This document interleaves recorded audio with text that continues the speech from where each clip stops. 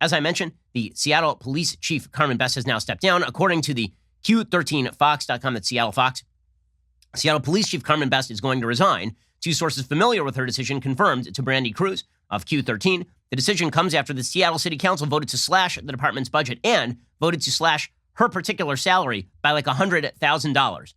So it's great. The white person who occupied her position before was being paid $100,000 more. They had to make sure the black lady got her salary cut by $100,000 so a bunch of woke white people could run roughshod through the city, and or a racialized army could take over the middle of Seattle for 2 months on end and then shoot people and prevent the police from getting in. So well done, everybody in Seattle.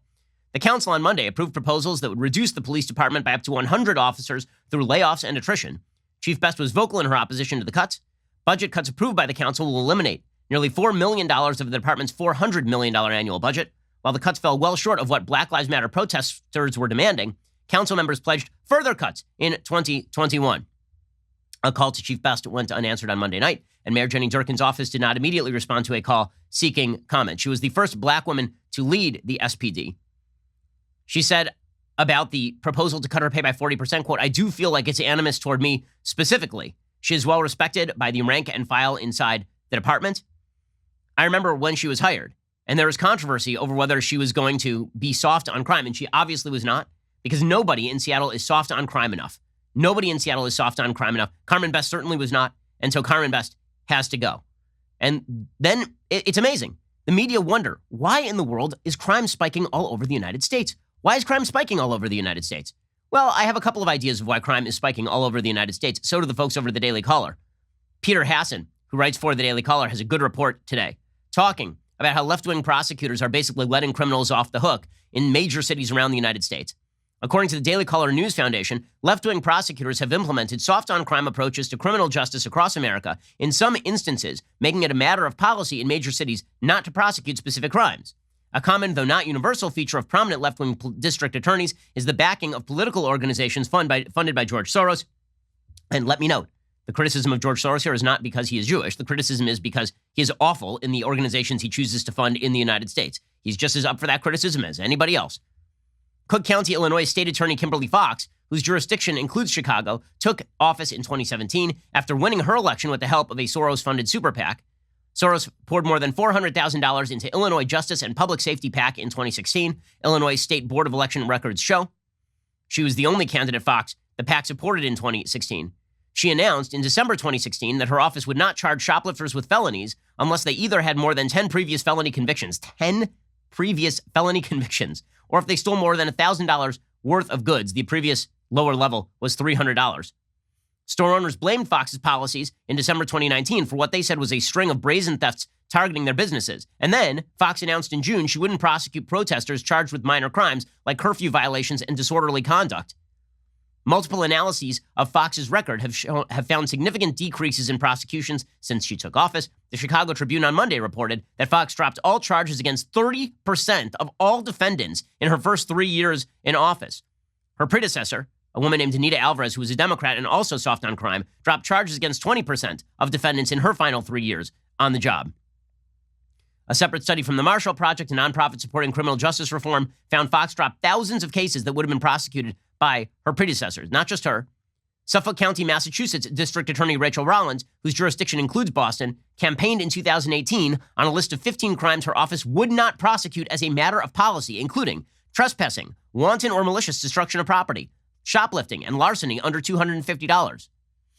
The Boston Herald reported in May 2019 an attempted shoplifter was shocked when he was arrested for allegedly pilfering more than $100 worth of goods from the local store. He didn't realize that he was outside Rollins' jurisdiction. He said he knew that he wouldn't be prosecuted thanks to Rollins' policies, but unfortunately, he was in the neighboring city. It's not just Rollins either. Philadelphia District Attorney Larry Krasner is a former defense attorney who had never prosecuted a case before becoming Philadelphia's top prosecutor. George Soros put $1.45 million into a super PAC backing Krasner in the Democratic primary in May 2017. He said in an NBC News podcast interview last month, law enforcement agencies point to repeat offenders as evidence of the need for harsher sentences, but he says that he rejects that view. Quote, "They'll list all of the arrests they've had, all the context they've had, as if what they are doing is explaining that these people are of terrible character, and that explains this phenomenon. But what they're not saying is the system has engaged this person, arrested this person 15 times, convicted them 7 times, put them in jail 4 times, and nothing worked. It all failed. They're not owning that. So in other words, when a person is a repeat criminal to the tune of dozens of crimes, then that's not because the person's a bad person. It's because the system is a bad system, which is totally wild.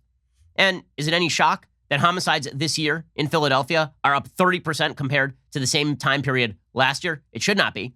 In San Francisco, District Attorney Chase Abaddon pledged during his campaign that certain quality of life crimes, including public urination, would not be prosecuted by his office. So people peeing freely and doing heroin on the streets of San Francisco.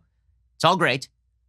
Bowden said in a July 2019 interview that he would challenge the legitimacy of laws by not bringing certain charges. He said the types of charges a DA declines to bring has a ripple effect and changes the culture of a community, citing prostitution as an example of a crime he would not prosecute. He said he would not prosecute contraband charges that originated as minor traffic infractions. Also, he stopped using gang affiliation status in sentencing enhancements, so it makes it easier for gangs. Really solid stuff at major cities across the United States. And then we wonder, why in the world is crime increasing across the board? Why? We're getting rid of the cops, and meanwhile, we have DAs who are pledging openly that they want to allow criminals to run roughshod through cities. I mean, why? It's also puzzling. It's super duper puzzling. The New York Times, in fact, had a headline yesterday wondering openly what could have created this violence in Chicago. I mean, it's so confusing. It's a mystery wrapped in an enigma. I mean, wow. We need Sherlock Holmes on this one. According to the New York Times, Chicago police arrested more than 100 people after looting batters downtown. This was just yesterday. All summer, demonstrators have marched through Chicago to protest police misconduct, reported the New York Times. In many neighborhoods, gun violence has been unrelenting, soaring to levels not seen in decades. The coronavirus pandemic is resurging, now sickening hundreds of people a day. Then, early Monday morning, hundreds of people, spurred by a police shooting and by calls on social media to take action in the gleaming heart of the city, converged on Magnificent Mile, Chicago's most famous shopping district. They broke windows, looted stores, and clashed with the police, a chaotic and confusing scene that prompted city officials to briefly raise bridges downtown and halt nearby public transit to stem the unrest. 2 people were shot. At least 13 police officers were injured. Apparently, people were literally on the upper levels of buildings, and they were throwing planters down on the heads of cops in Chicago, which is assault with a deadly weapon. The events instantly played into a broader political dynamic of the season, in which President Trump has regularly portrayed Chicago as a poorly governed hotbed of violent crime. Yeah, it's about how Trump portrayed it. It's not that it's a poorly governed hotbed of violent crime. It's that Trump keeps preferring it that way. That's the real issue here. Republicans pounce. Lots of pouncing. Facts don't care about your feelings, and it's a fact that The Ben Shapiro Show is the largest conservative podcast in the nation. Be sure to hit the subscribe button to stay up to date on all of our content.